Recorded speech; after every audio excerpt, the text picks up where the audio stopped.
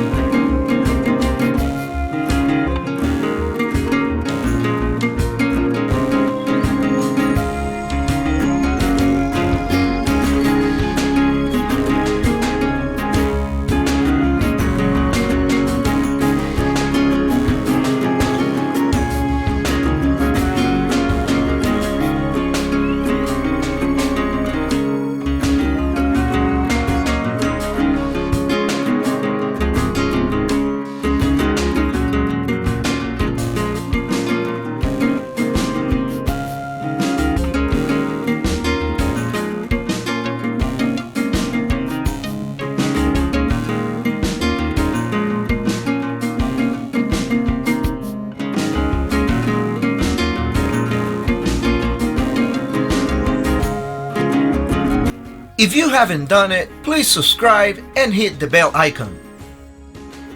Bake at 350 degrees Fahrenheit for about 50 minutes, but remember that not all ovens are created equal, so the time of baking may vary. Find the written recipe and additional details by using the link that I leave in the description of the video.